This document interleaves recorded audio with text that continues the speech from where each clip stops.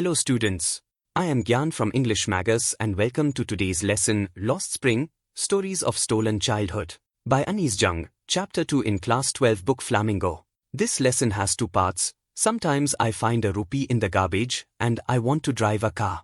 We will study both the parts separately. First we will study, sometimes I find a rupee in the garbage. This part presents a moving narrative about child labor and poverty through the eyes of Saheb, a young ragpicker. Let's delve into the themes, characters, and the stark realities depicted in this powerful story. Let's begin the part by knowing a little about its author.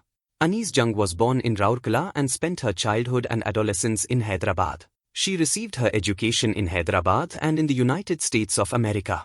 Her parents were both writers. Jung began her career as a writer in India. She has been an editor and columnist for major newspapers in India and abroad and has authored several books. The following is an excerpt from her book titled Lost Spring, Stories of Stolen Childhood. Here she analyzes the grinding poverty and traditions which condemn these children to a life of exploitation. Before we delve into the detailed explanation, let's have a look at its theme. The central theme of this chapter is the exploitation of children and the devastating impact of poverty on their lives.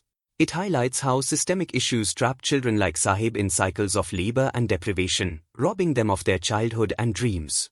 Now we will begin the paragraph-wise explanation of the first part of the chapter.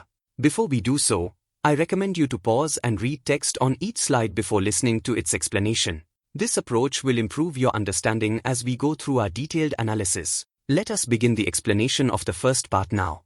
In this section, the speaker meets Saheb, a boy who scavenges for gold in the trash. Saheb's family lost their home in a storm in Dhaka and came to Delhi for a better life. Saheb has no other options and the speaker's suggestion to go to school feels unrealistic in this situation.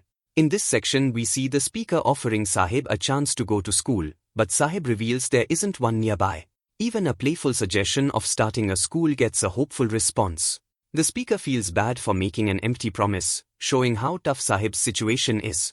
In these lines we learn Saheb, despite his grand name meaning Lord of the Universe, lives a harsh reality.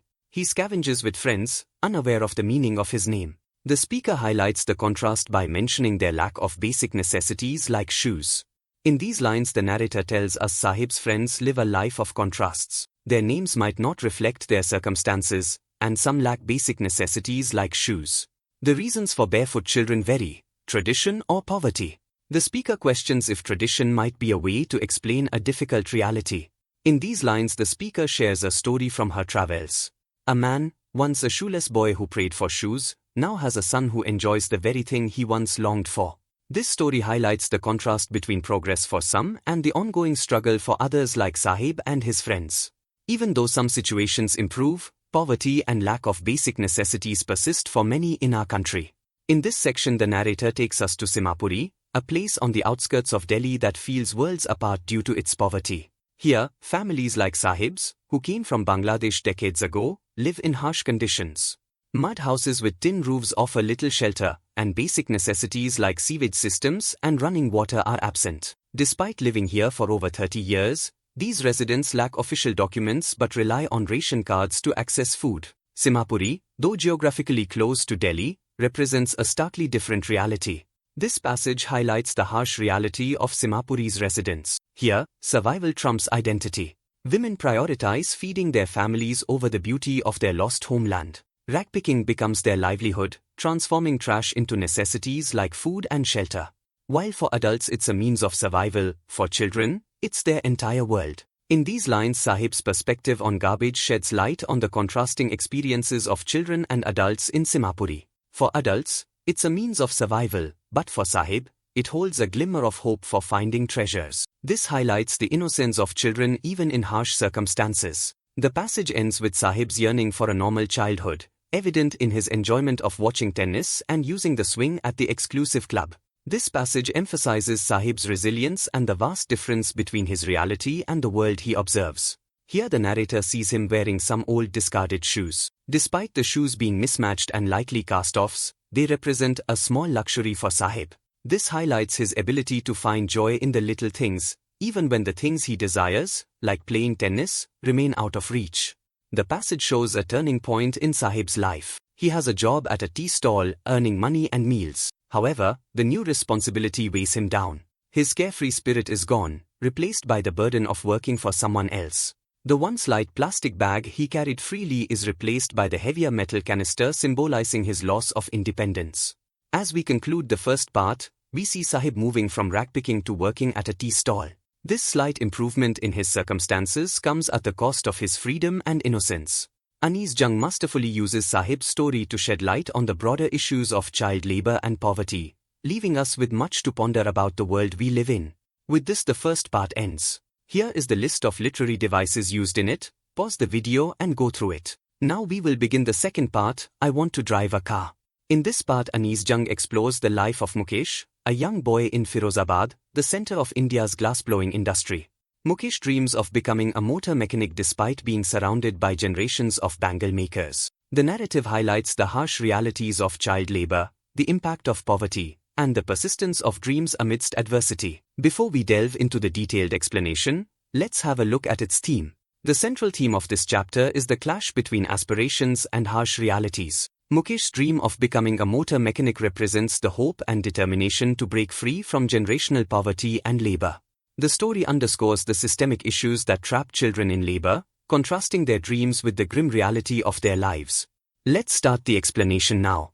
In the beginning section of part 2 we learn Mukesh, unlike Saheb who settles into a job, dreams of a life beyond his circumstances. He aspires to become a motor mechanic, a stark contrast to the generations-old tradition of bangle making in his town, Firozabad. This dream seems almost impossible, like a mirage in the dusty streets.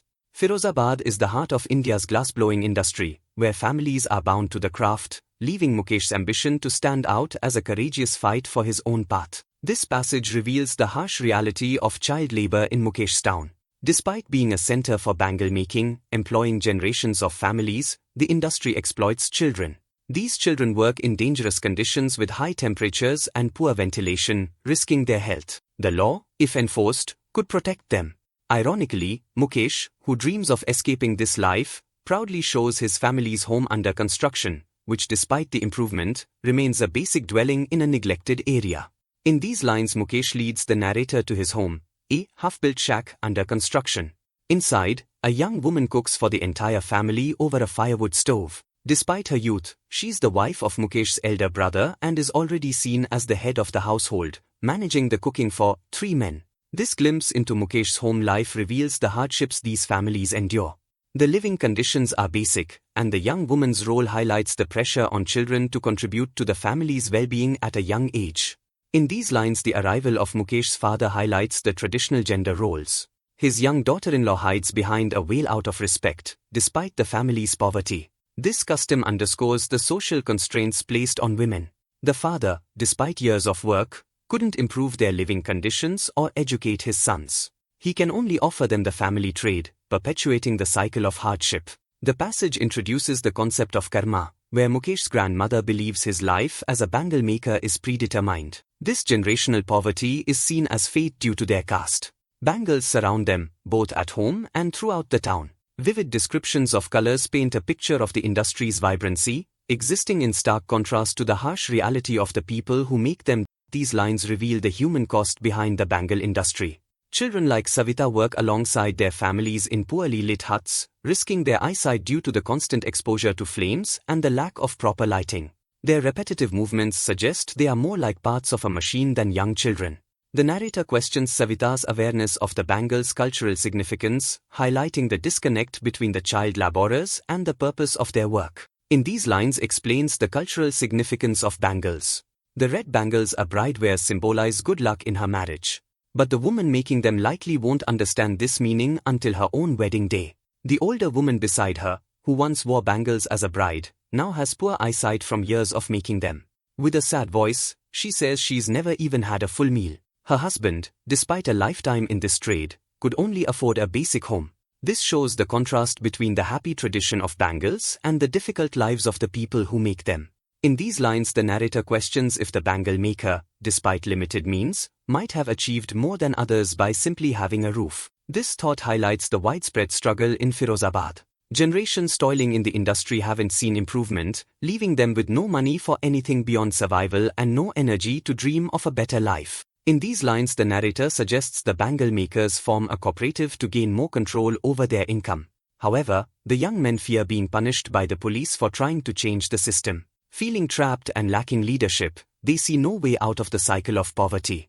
In these lines, the bangle makers' conversations with the narrator reveal a cycle of despair. Stuck in poverty, burdened by their caste, they feel exploited by middlemen, police, and the system itself. This leaves them with no hope and no desire to fight for a better life. Children inherit this hopelessness, accepting their fate without ever daring to dream of change.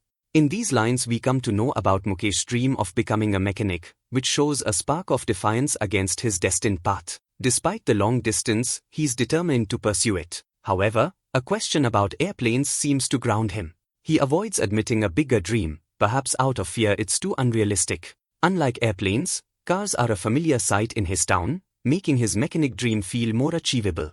The chapter concludes with Mukesh's determination to become a motor mechanic, symbolizing a glimmer of hope and defiance against the harsh realities of his environment. Despite the obstacles, Mukesh's dream stands as a testament to the enduring human spirit and the desire for a better future, offering a sense of optimism in an otherwise bleak narrative. With this, the second part ends. Here is the list of literary devices used in this part. Pause the video and go through it, and stay tuned for more entertaining explanations of our upcoming lessons. Thank you for joining us. Kindly like and subscribe if you found the lesson helpful. See you in the next lesson.